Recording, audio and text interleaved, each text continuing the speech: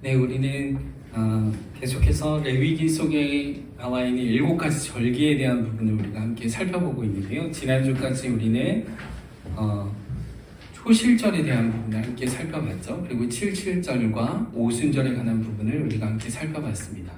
오늘은 우리가 이제 7가지 절기 중에 3가지가 남아 있죠. 처음에는 오늘 살펴볼 부분 중에 나팔절을 함께 살펴볼 거고요. 그리고 대속죄일을 살펴보고 마지막으로 초막절에 대한 부분을 함께 살펴보므로 7가지 절기에 대한 부분을 마무리 짓도록 하겠습니다. 그래서 시간이 허락되는 만큼 나가겠지만 어쨌든 초막절까지 오늘 끝내려고 합니다. 그리고 다음 주가 이제 마지막인데요. 다음 주에는 레위기 전체에 대한 부분을 함께 정리하고 또 7가지 절기가 갖는 의미는 무엇인지 그 부분에 대해서 함께 살펴보도록 하겠습니다. 대속죄일 전에 나팔절 전에 먼저 있는 이건 절기가 아니고요. 이 달에 해당하는 사항이 있어서 요거 먼저 하려고 그러는데요. 대속죄일을 준비하는 달이 있습니다. 그게 엘루럴이죠. 그러니까 그 태양력으로 말하면 9월 달입니다. 9월 1일 날부터 있는 부분인데요. 나팔절이 있습니다. 나팔절은 10월 1일입니다. 그리고 대속죄일이 있죠. 대속죄일은 10월 10일이에요. 그리고 초막절이 있습니다. 초막절은 10월 15일에 있습니다. 그러니까 이렇게 나팔절, 대속죄일, 초막절 이렇게 세 부분이 다 10월 달에 들어가 있어요. 그런데 대속죄일 말 그대로 속죄를 한다는 거잖아요. 그런데 이 대속죄일에 10월 10일 날 이스라엘 백성들이 하나님 앞에 대속죄, 좀 이따가 우리가 살펴보겠지만 심판의 날입니다. 심판의 날인데 이날 그들의 죄가 멀리 떠나가는 날이죠. 그런데 이것을 행하기 전 9월 달에 엘루럴에 대속죄일을 위한 회개의 기간이 있습니다. 그 회개의 기간에 대한 부분이 있는데 그것을 대속죄일을 준비하는 달이다. 이렇게 얘기를 합니다. 이 달에는 그럼 9월 달에 뭘 하느냐? 40일 전에 준비를 하는데요. 대속죄일 전 40일 전에 준비하는데 30일 플러스 10일은 40일이잖아요. 그래서 회개하는 시간과 회개하는 1시간과 선한 행동을 하는 1시간이 다가오는 모든 세상보다 더 낫다라고 해서 회개하는 기간입니다. 그래서 40일을 어떻게 나누냐면요. 30일은 그러니까 9월달 온전히 30일은 이 달 동안에는 사람들에게 잘못한 부분들, 그러니까 사람과 사람과의 관계 속에서 잘못한 부분들을 서로 찾아가서 그들에게 내가 당신에게 이러한 잘못을 했습니다 하면서 용서를 구하는 기간이 엘루럴 30일 동안 있는 것입니다. 한 달 동안 있는 거예요. 그리고 10일은 뭐냐면 아까 우리가 대속죄일이 언제라고 그랬어요? 10월 10일이라고 그랬잖아요. 그 10일 기간 동안에는 하나님께 지은 죄를 적극적으로 회개하는 기간이 그 기간인 거예요. 그래서 엘루럴 한 달 내내는 이스라엘 사람들이 서로에게 잘못한 부분이 있으면 찾아가서 그들에게 용서를 구하고 그리고 회개함으로 말미암아 그들이 서로에게 대한 죄에 대한 부분을 용서해주고 또 용서를 구하는 그런 시간이 대속죄일 40일 전에 있습니다. 그리고 10일 동안은 이제 이 10일은 10월 달이 되겠죠. 티시리월 10월 달이 되겠죠. 요 기간 10일 동안에는 하나님께 자신이 지은 죄에 대한 부분들을 회개하는 시간을 갖는 것이 대속죄일 40일 전에 행하는 모습이 있었습니다. 그럴 줄 알았습니다. 아무도 뭐 별 놀라시지 않는 반응인데요. 여러분, 회개한다라는 게 굉장한 의미가 있습니다. 왜냐하면 자신이 잘못한 부분들을 뭐 한다라는 거죠? 안다라는 거잖아요. 여러분, 이게 쉬운 일일 것 같아요? 쉬운 일이 아닙니다. 항상 자신의 잘못에 대해서 인정하지 않는 사람들도 참 많이 있죠. 근데 자신의 죄를 인정할 때는 어떤 증거가 드러나고 무엇인가가 입증될 만한 것이 나타났을 때 그것을 용서를 구하고 회개한다. 이거는 회개가 아니죠. 스스로 내면에서 뭐가 일어나는 거죠? 아, 내가 잘못했구나. 돌이켜야 되는구나. 아, 내가 정말 잘못했구나. 이거를 용서해달라고 구해야 되겠구나. 라고 하는 게 회개예요. 회개. 그래서 잘못되었다면 돌이켜야 되는 것이죠. 그럼 우리가 자동차를 운전하고 가다가 이 길이 아니라는 것을 알았어요. 그럼 어떻게 해야 되죠? 유턴해야 됩니다. 턴해야 돼요. 돌이켜야 됩니다. 아, 이거 아닌데 하면서도 계속 가면 어떤 거죠? 절대로 원하는 목적지로 갈 수가 없는 거죠. 반드시 어떻게 해야 되죠? 돌이켜야 되는 겁니다. 역시 우리의 삶 가운데서, 신앙생활하는 가운데에서 우리가 예수 그리스도 안에서 한 형제요 자매이지만 우리 실수하는 부분들도 있지요. 그렇기 때문에 그런 부분들에 대해서도 우리가 어떻게 해야 되죠? 돌이키게끔 회개하는 마음을 주시는 분도 누구시죠? 하나님이십니다. 내가 원래 나는 이런 성품을 가진 사람이, 아니, 그런 사람 아무도 없습니다. 우리의 존재는 원래 어떤 존재죠? 죄된 존재예요. 죄인입니다. 그런데 내게 용서를 구해야 되겠다라고 하는 마음을 주시는 것도 누가 주시는 거예요? 하나님께서 주시는 것입니다. 그렇기 때문에 회개, 용서를 구하는 거 창피하다, 아니요, 그런 것이 아니죠. 주님이 우리에게 주시는 마음인 거예요. 그러면 반드시 그거에 대해서 용서를 구하고 회개하는 일들이 있어야 하는 것이죠. 마찬가지입니다. 하나님께 회개하는 것, 돌이키는 것, 그것은 뭘 잘못했어요, 용서해 주세요, 제가 죽을 것만 같아요, 아니 용서 안 해주면 제가 죽을 것만 같아요. 여러분, 이런 어떤 공포감과 두려움 때문에 하나님 앞에 회개하는 게 아니고요, 하나님께서 우리에게 돌이키게끔 우리의 마음 가운데 역시나 은혜를 베풀어 주시는 거예요. 그래서 우리가 성화에 대해서 주일날 계속 이야기를 하고 있잖아요. 우리 마음 가운데 도우시는 분이 누구입니까? 파라클레토스, 성령께서 우리 안에 거룩한 변화로, 성화된 존재로 변화하게끔 우리 안에 계속해서 함께 도우시는 거죠. 따라서 회개한다라는 것은, 용서를 구한다라는 것은 하나님께서 우리 안에 주시는 은혜입니다. 은혜예요. 따라서 우리가 하나님 앞에서 또는 이웃 안에서 자신의 연약한 부분들이 있다면 내가 이거 말함으로 저 사람한테 나약해지는 건 아니야, 책 잡히는 건 아니야, 그런 개념이 아니고요. 바로 하나님 앞에서 하나님 경외함으로 하나님 앞에서 우리가 회개하는 시간들이 있어야 하는 것이죠. 여러분, 그래서 요 기간이 지나고 나면, 엘루럴이 지나고 난 다음에 바로 이제 티시리월입니다. 티시리월은 1월 1일이죠. 그러니까 새해입니다. 히브리인들에게 있어서의 달력 히브리 시스템 중에 있어서 우리로 말하면 새해 1월 1일이 언제냐면 티시리월입니다. 10월 달이에요. 10월 달부터 10월 1일이 새해입니다. 이 절기가 뭐냐면 나팔절입니다. 욤 테루와 로시 하샤나라고 하는 이 나팔절이 있는데요. 나팔절 하면 여러분 뭐가 생각나죠? 그쵸, 나팔이 생각납니다. 그럼 나팔을 뭐 해야 되죠? 보여주기 위함입니까? 아니면 나팔을 뭐 하기 위해요? 불기 위함이잖아요. 나팔절. 그럼 나팔을 부는 절기라는 거예요. 그럼 나팔을 왜 불까요? 나팔을 뭐 때문에 불까요? 네? 뭘 의미해서 나팔을 불까요? 이게 이제 나팔절의 아주 중요한 부분인데요.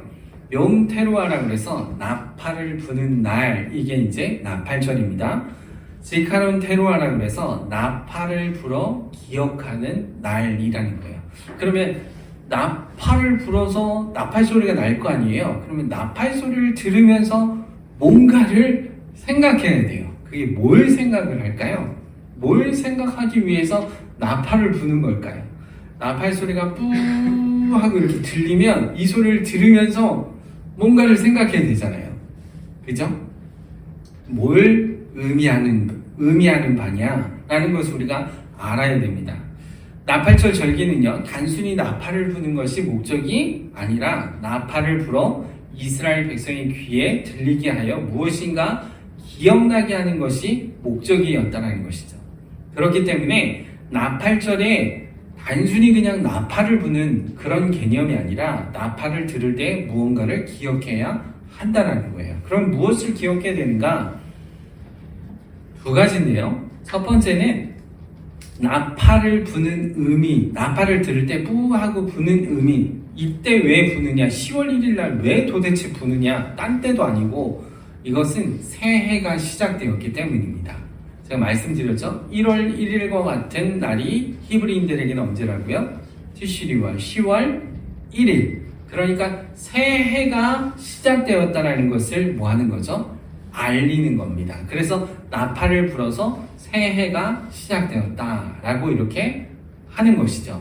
그런데 새해가 밝았다, 우린 새해가 밝았다 그러잖아요. 히브리인들은 새해가 밝은 게 아니라 이들의 시작은 언제죠? 태양이 아니라 달입니다. 히브리인들의 시간적인 하루의 개념은 해가 지구부터예요. 해가 지고 나서 그 다음날 해가 질 때까지가 하루의 개념입니다. 그러니까 시작은 언제예요? 해가 뜨는 때가 아니라 달이 뜨는 때가 시작인 거예요. 그래서 새 달이 왔다라는 것이죠. 그래서 새 달이 시작되는, 달이 뜨는 것, 처음으로 달이 10월 1일 날 달이 뜨는 것을 본 사람이 뭐라고 외치냐면요, 달 떴다! 하고 외치는 거예요. 예, 별로 감동이 없으시죠? 여러분, 이게 얼마나 중요하냐면요, 히브리 사람들이 이렇게 보다가, 이렇게 보는 거예요. 저녁 때 돼서 이렇게 보다가 달이 떴어요. 그러면 처음 본 사람이 달 떴다! 하고 이렇게 외쳐요. 그럼 두 번째 사람이 어떻게 하는 거죠? 달 떴다! 하고 이렇게 외치는 거예요. 그럼 이 두 사람을 사내들인 공의에서 제사장이 어떻게 하는 거죠? 증인으로 세운다. 새 날이 시작되었다는 것으로 두 사람을 증인으로 세워갖고 이 두 사람에게 엄청난 양의 식사를 제공해 줍니다. 며칠만 하죠. 굉장히 많은 양의 식사를 제공해 주는 거예요. 그러니까 서로 어떻게 하는 거죠? 달 떴다 이걸 외치려고 긴장 가운데 있는 거죠. 네, 그래서 새 달을 본 두 사람의 증언에 의해 나팔절의 시간이 정해지는 거예요. 몇 시가 아니라 달이 뜬 그 순간을 말할 때 증인 두 사람을 통해서 나팔절이 시작되는 겁니다. 나팔절은요, 일요일, 수요일, 금요일에는 될 수가 없습니다. 히브리 달력의 순환 관계에 따라서 태음력을 사용하는 히브리인들에게 있어서 이날이 될 수는 없죠. 그래서 사내들인에서는 세 달을 본 두 명의 증인에게 엄청난 양의 식사를 제공하고요. 증인의 증언이 채택되면 공의 의장은 세 달이 되었음을 선포하고 의장이 거룩하다 외치면 그 자리에 참석한 자들도 거룩하다 외치는 겁니다. 그리고 밤중에 산 위에서 흔드는 횃불로서 새 달이 시작되었다는 것을 알리는 거죠. 그래서 나팔을 부는 겁니다. 그러면 새 달이 시작되었구나 라고 이렇게 모든 사람들이 인식을 하는 겁니다. 첫 번째, 여러분 이해되시죠? 나팔을 부는 의미가 뭐라고요? 새 달이 시작되었다, 새해가 시작되었다 라고 하는 그 부분을 알리기 위함이죠. 두 번째 있습니다. 두 번째는 뭐냐면요, 나팔 소리를 들을 때 기억해야 되는 한 가지가 또 있습니다. 그거는 심판입니다. 심판이 온다라는 것을 기억하라는 거죠. 그래서 유대인들은 아담이 창조된 날, 창조된 날이 티시리월, 그러니까 10월 달로 보고 있었어요. 그래서 이날 동시에 죄를 범했기 때문에 심판의 날이기도 하다라고 해서 나팔을 불 때에 심판의 시기가 온다라는 것을 히브리인들은 기억해야 했던 부분입니다. 그래서 하나씩 심판하실 것이다 라는 개념으로 나팔절에 나팔을 불면 이들이 심판의 날이 온다라는 것을 기억했다라는 것입니다. 곧 심판이 온다라는 거예요. 여러분, 이 나팔절의 두 가지, 첫 번째는 새 달이 시작되었다라는 것, 또 하나는 언젠간 심판이 온다고요? 뭐 한다고요? 온다라는 것에 대한 부분을 기억해야 했다라는 것입니다. 여러분, 우리에게도 마찬가지죠. 우리도 심판을 믿습니다. 심판이 임한다라는 것을 믿고 있어요. 언제이죠? 우리 주님 다시 오시는 그날입니다. 그날이 어떤 날입니까? 새 날이죠. 새 날의 시작입니다. 새 날의 시작이에요. 주의 나라가 임한다는 거, 새 날이 온다는 거죠. 그리고 그때 반드시 뭐가 있습니까? 심판이 있습니다. 그죠, 여러분? 그러면 제가 여러분한테 묻겠습니다. 여러분, 심판을 받습니까? 받지 않습니까? 제가 수없이 청년들한테 이 강의를 하면서 막 물으면 막 서로 막 눈치 게임합니다. 받냐 안 받냐 이렇게 하는데, 그러다가 이제 용기 있게 하는 청년이 이렇게 합니다. 안 받습니다 이렇게 얘기를 하고, 어떤 청년이 받습니다 이렇게 얘기를 해요. 여러분에게 묻겠습니다. 심판을 받습니까? 안 받습니까? 받아요? 심판 받습니까? 여기도 이제 눈치 게임입니까? 정답을 얘기하기 제 시간이 없기 때문에 오늘 초박절까지 끝내야 돼서 우리는 심판받지 않습니다. 예수 그리스도를 믿는 자들을 심판을 받지 않아요. 그 이유가 무엇입니까? 예수 그리스도께서 이미 우리를 대속해서 십자가에서 모든 저주와 심판과 하나님의 모든 저주를 다 쏟아 부으셨기 때문에 그 예수 그리스도의 피로 말미암아, 보혈의 피로 말미암아 우리는 심판의 자리에 있지 않죠. 원래 우리는 심판을 받아야 하는 존재입니다. 그러나 예수 그리스도의 그 은혜로, 공로로 말미암아 우리는 심판을 받지 않아요. 그러나 예수 그리스도를 믿지 않는 자들은 어떻게 되는 거죠? 심판을 반드시 받게 되어 있습니다. 그래서 요한계시록의 주제를 한마디로 얘기한다 그러면 이 세상은 반드시 망하고 하나님의 나라는 뭐 한다라는 거예요? 도래한다라는 거예요. 새 날이 온다라는 거죠. 그때 뭐가 있다고요? 심판이 있다고요. 심판이 있다고요. 그러나 예수 그리스도를 믿은 자들은 심판을 받지 아니한다라는 것이죠. 여러분, 그래서 이 나팔절의 의미는 뭐하고 연결되어 있어요? 주의 재림과 연결되어 있죠. 주님 다시 오시는 그날, 새 날과 그리고 심판이 있다라는 것에 대한 날과 재림에 대한 부분이 함께 섞여져 있는 부분을 알 수가 있는 부분이에요. 이 부분을 예표해 놓았다라는 것입니다. 이해 가시죠?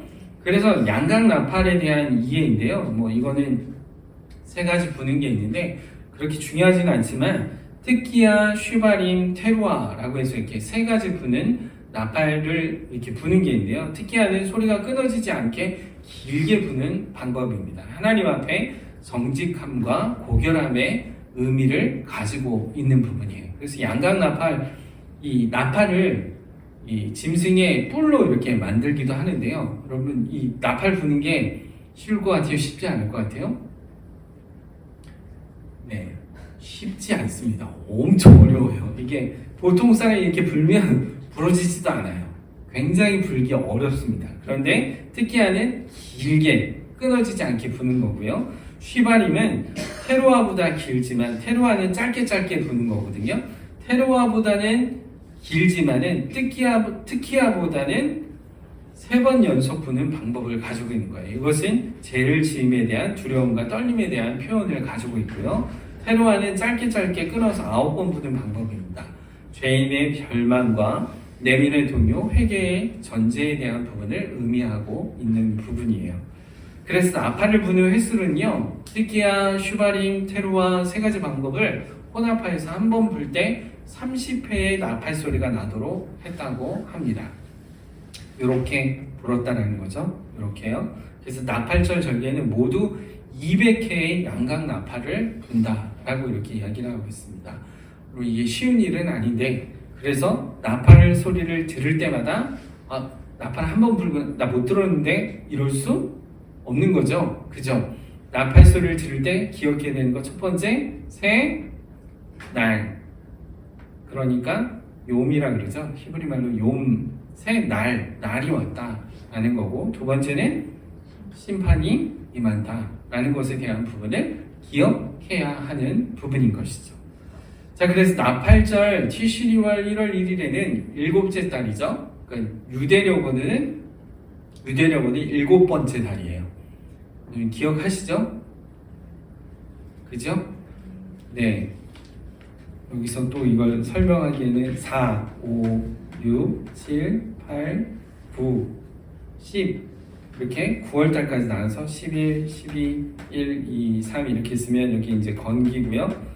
우기 이렇게 있으면 4월달이 태양력으로는 4월달이잖아요. 그죠? 그런데 유대력으로는 이게 정월 첫 번째 달이란 거죠.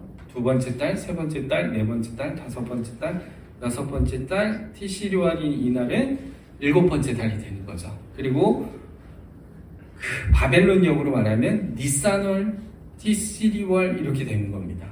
그죠? 여기 엘루럴 이렇게 되는 거죠.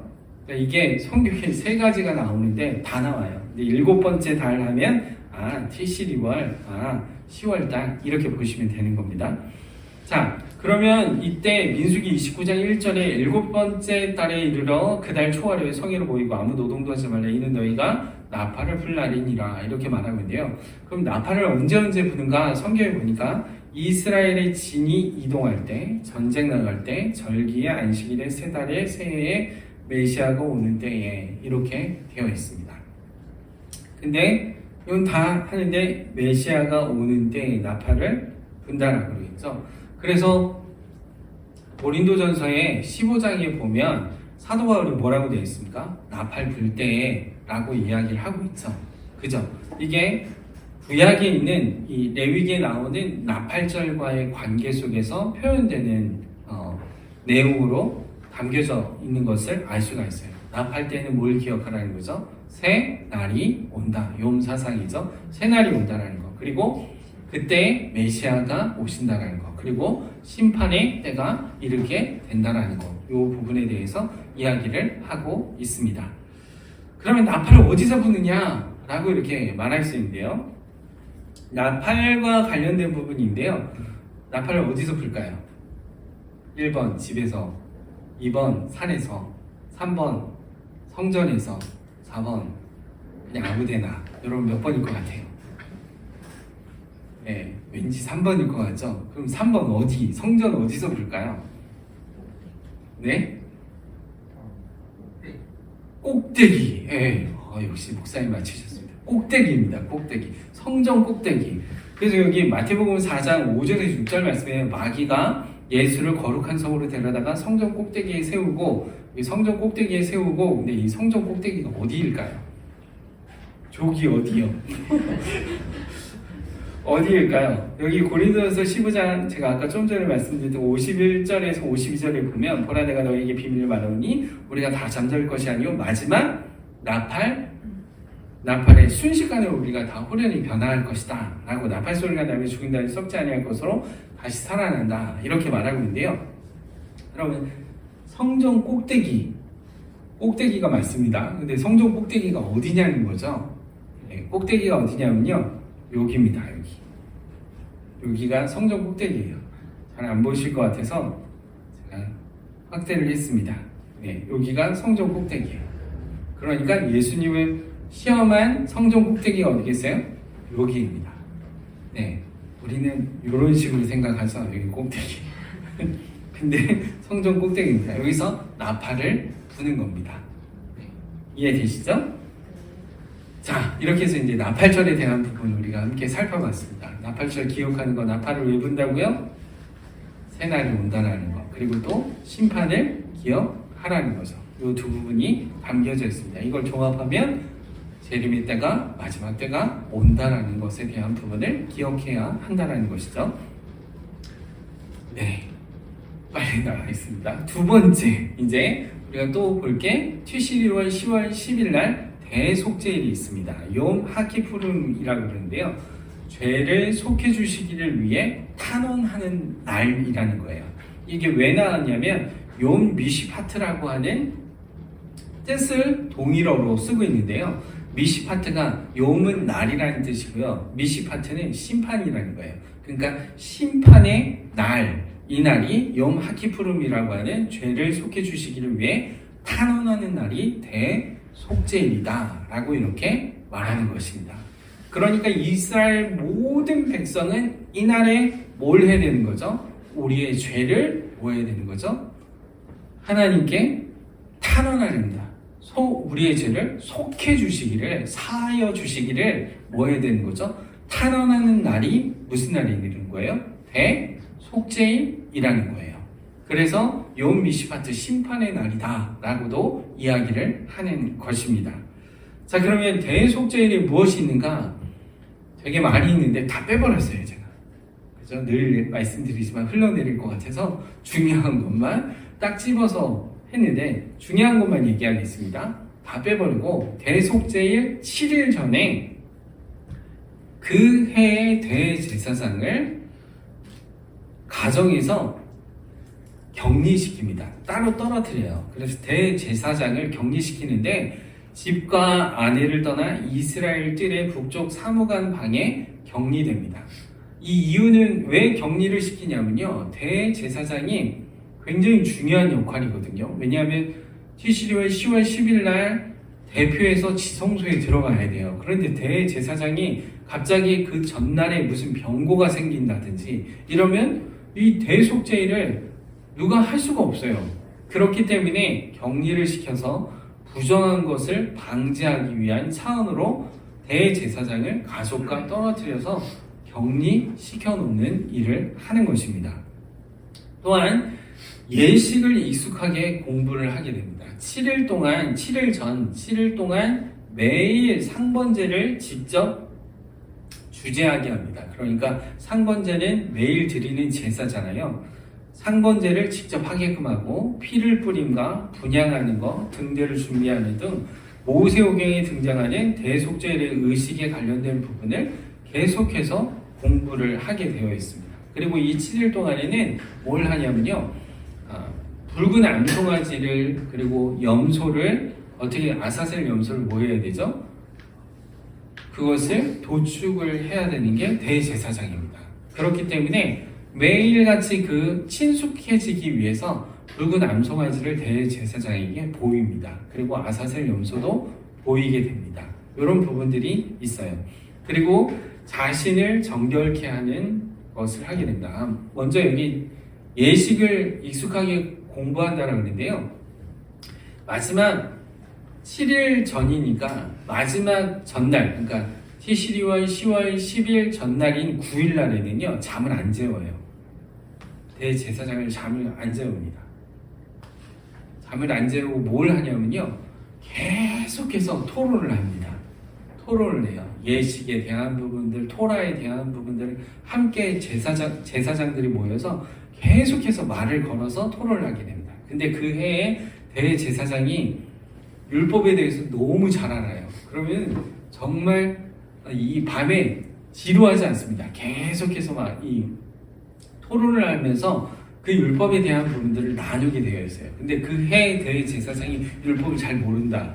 그러면은 토론하면서 막 이렇게 졸죠. 그러면은 젊은 제사장이 박수를 딱 치면서 대제사장이 여시어 잠을 깨우셔서 그러면서 대제사장이시여 이 차가운 대리석 바닥에 와서 잠을 깨우셔서 그렇게 와가지고 잠을 깨웁니다.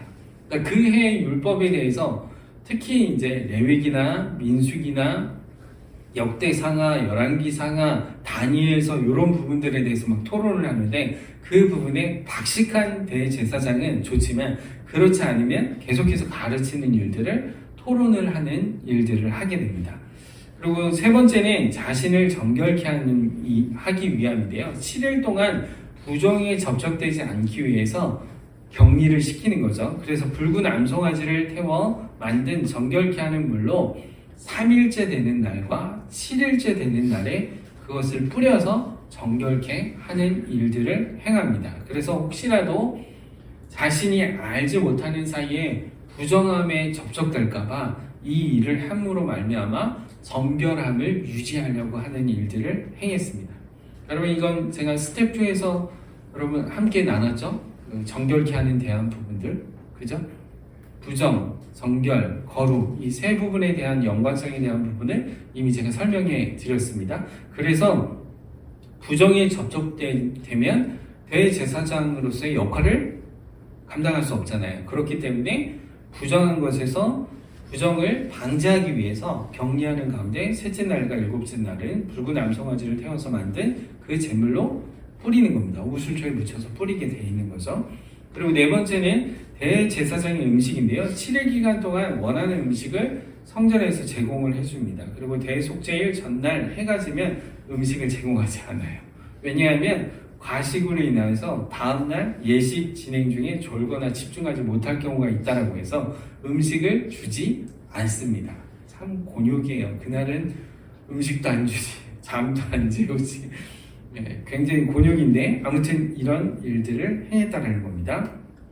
자, 그러면 대속죄일 당일날에는 무엇을 하는가? 여기에는 제가 적어놓지 않았지만 해야 되는 게 많아요. 매일같이 하는 겁니다. 새벽에 일어나면 상번제를 드립니다. 그리고 번제를 드리게 되어 있어요. 그런데 이제 그 부분을 빼놓고 당일날 중요한 부분만 제가 한다고 그랬잖아요. 당일날 대제사장이 황소를 준비합니다.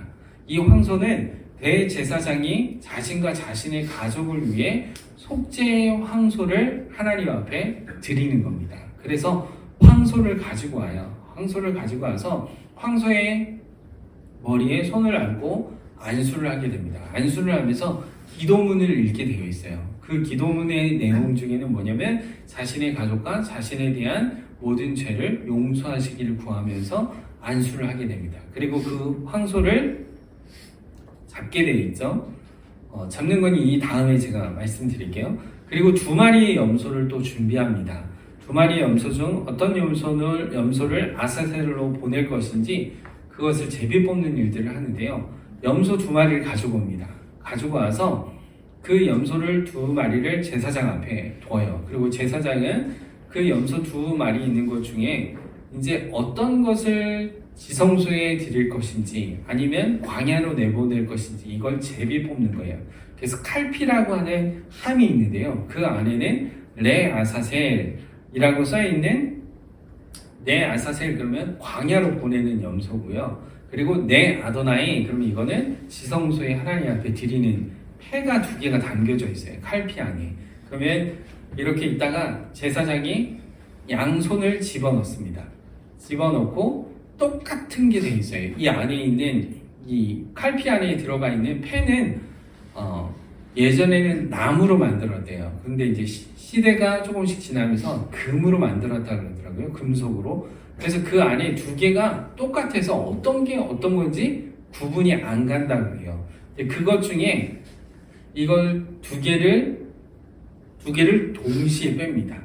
동시에 뺐는데 레 아사셀 말고 레 아도나이 이게 나와야 되잖아요.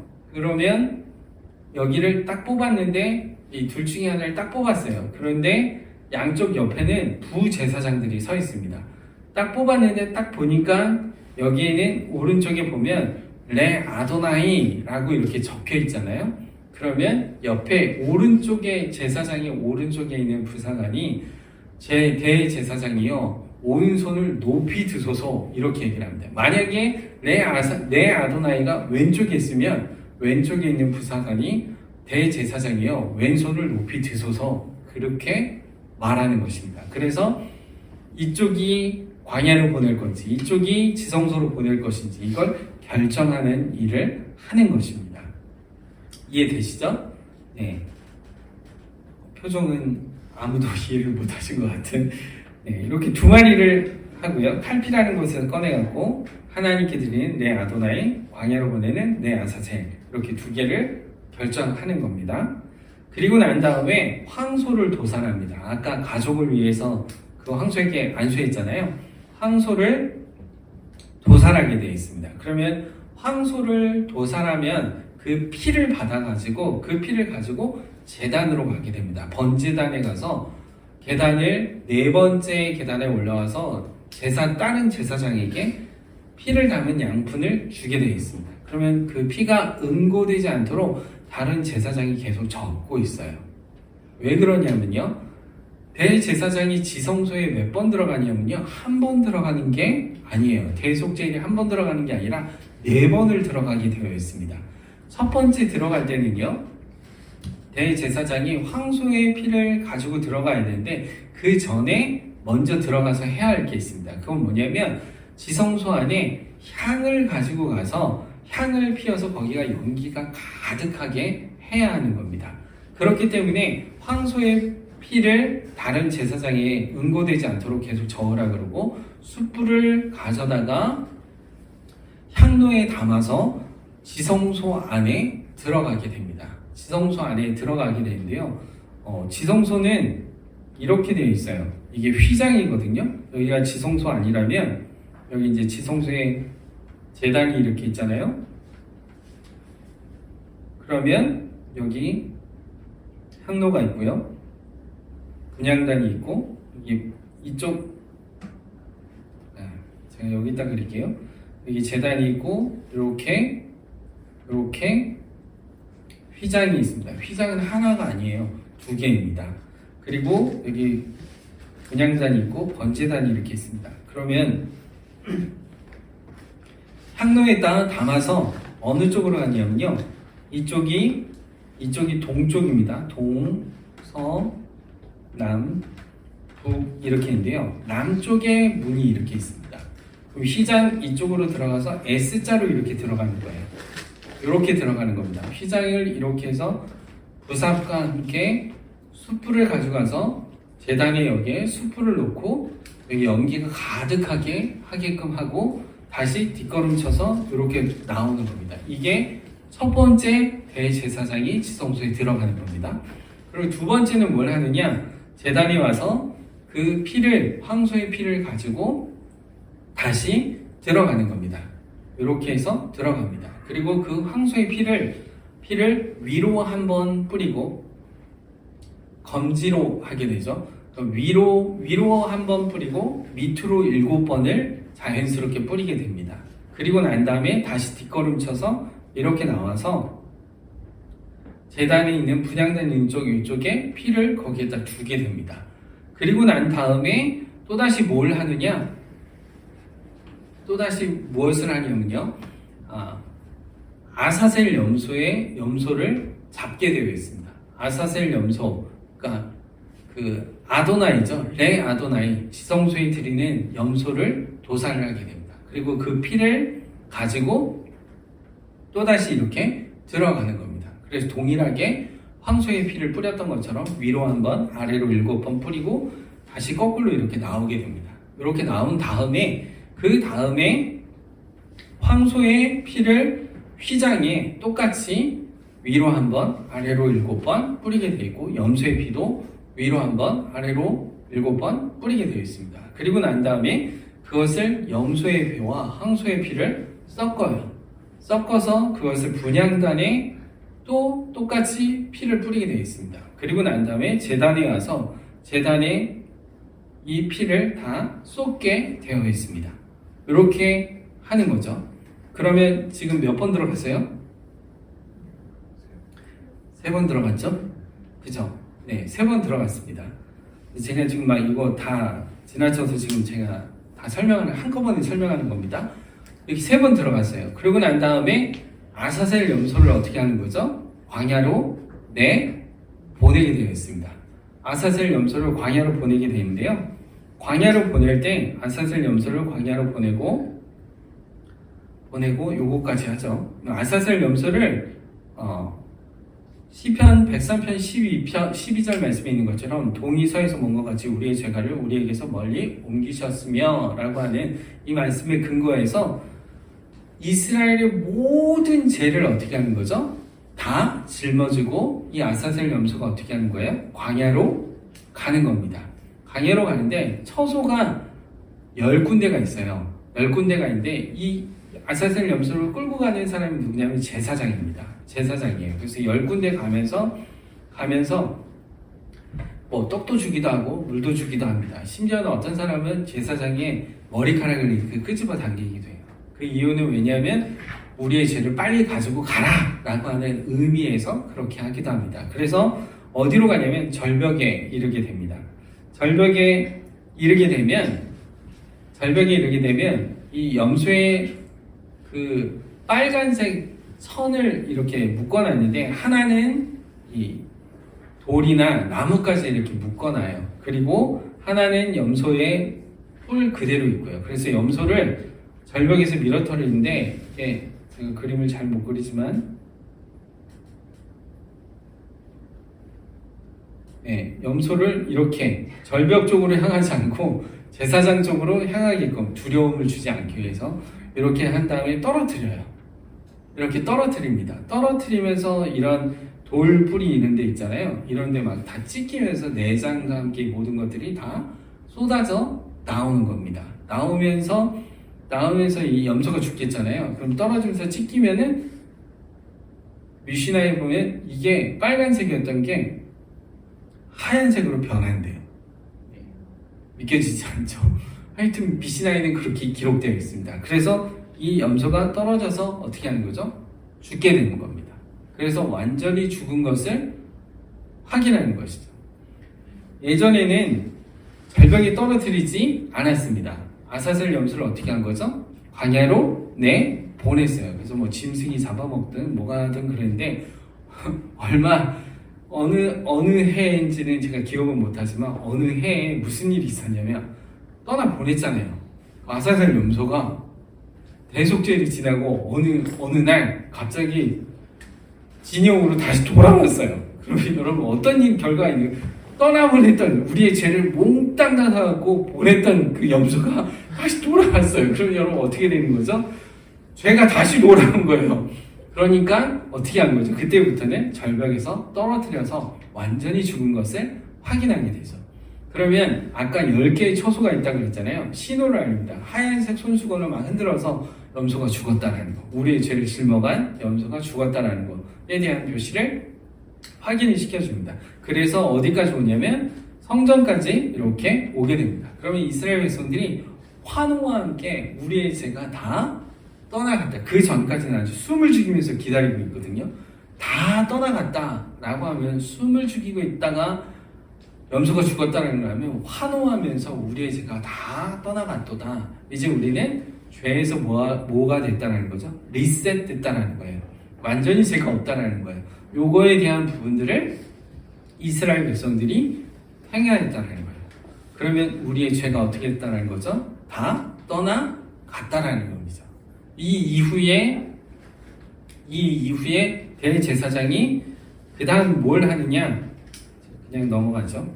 대제사장이 그 다음 뭘 하느냐? 아사셀 염소가 죽었구나 라고 얘기를 하고 제가 떠나갔다 그러면 다시 정결탕에 가서 목욕을 합니다. 정결케 합니다. 그리고 부삽을 가지고 휘장으로 다시 들어가는 거예요. 그래서 아까 그 연기를 피웠던 숯 있잖아요. 그걸 걷어가지고 다시 나오게 되는 겁니다. 그리고 번제를 드리고 황소와 또 송아지를 잡아서 하나님 앞에 번제를 드리고 난 다음에 그가 세마포 옷을 벗고 다시 일상복을 입고 그리고 난 다음에 집으로 돌아가는 것이 대속죄일에 일어나는 일들입니다.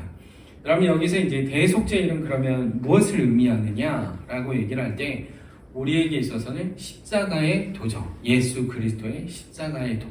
예수 그리스도가 우리의 죄가를 담당하기 위해서 죽으셨습니다. 이것을 잘 표현하는 곳이 어디냐면 히브리서 9장이에요. 히브리서 9장에 보면 뭐라고 말씀하고 있냐면요. 레위기의 지금 대속죄일에 관한 부분을 예수 그리스도와 함께 연결지어서 뭐라고 말하고 있냐면요. 예수 그리스도는 황소와 송아지의 피로 하지 아니하고 자신의 피로 성소의 단번에 들어가자 라고 이렇게 말하고 있어요. 여러분, 제가 지성소에 대제사장이 몇 번을 들어간다고 그랬어요? 4번을 들어간다고 그랬잖아요. 근데 예수 그리스도는 어떻게 한다고요? 황소의 피도 아니고 송아지의 피도 아니고 염소의 피도 아니라 누구의 피로? 자신의 피로 어떻게 해요? 지성소에 단번에 들어가셨다 라고 말씀을 하고 있습니다. 그 얘기는 뭐죠? 지금 이 대속죄를 통해서 이들이 행하는 이 일들은 무엇을 위함이에요? 죄가 나에게서 떠나가는 것을 말하고 있잖아요. 마찬가지입니다. 예수 그리스도 히브리서 9장이 나오는 내용은 예수 그리스도께서 우리의 죄를 담당하심으로 말미암아 단번에 지성소에 들어가서 염소의 피가 아닌 자신의 피로 말미암아 영원한 속죄를 이루었다라고 히브리서 기자는 말하고 있어요. 여러분, 이 대속죄일은 예수 그리스도께서 십자가를 지시고 우리의 죄가를 완전하게 영원한 속죄를 이루시는 그 사건에 대한 예표를 대속죄일을 통하여서 행하는 것을 알 수가 있어요. 예표하는 부분입니다. 할렐루야. 그러니까 레위기 안에 뭐가 다 담겨져 있어요? 제가 절기는 다 누구하고 연결되어 있다고요? 예수 그리스도. 예수 그리스도와 연결되어 있다고요. 그렇기 때문에 이 대속죄일은 우리의 영원한 속죄를 행하신 예수 그리스도를 예표하고 있는 것입니다. 아사셀 염소 광야로 보내는 이 염소도 역시 우리의 죄를 짊어지고 십자가를 지고 가시는 골고다 언덕으로 가시는 예수 그리스도에 대한 모습을 예표하고 있는 것을 알 수가 있습니다. 그래서 우리의 죄가를 모두 다 떠나보내게끔 하시는 그 예수 그리스도의 대속의 은혜에 대한 십자가의 도에 대한 부분을 담고 있는 것이 대속죄일에 있는 부분인 것입니다. 그러나 이 레위기에 나오는 대속죄일은 1년에 한 번 계속해서 있어야 하는 거죠. 그죠? 죄가가 대속죄일에 죄가 리셋됐다면 또 다시 1년 후에는 자신의 죄를 또 어떻게 해야 되는 거죠? 또 리셋되는 이 시간 대속죄일입니다. 그러나 예수 그리스도를 믿는 자에게는 예수 그리스도의 대속의 피는 어떤 것입니까? 영원한 속죄입니다. 영원한 속죄. 계속 해야 되는 지속적인 속죄가 아니라 영원한 속죄, 단번에 이루시는 자신의 피로 하나님의 아들 되신 예수 그리스도가 우리의 죄를 단번에 이루시는 그 속죄에 대한 부분을 예표하고 있는 것이 대속죄일이라는 것에 대한 부분을 말하고 있습니다. 할렐루야. 시간이 다 됐어요. 그래서 초막절은 다음 주에 해야 될 것 같습니다. 다음 주에 초막절과 함께 절기의 7가지 절기에 대한 의미에 대한 부분을 함께 나누도록 하겠습니다. 정리할게요. 여러분, 나팔절 하면 기억해야 되는 게 뭐라고요?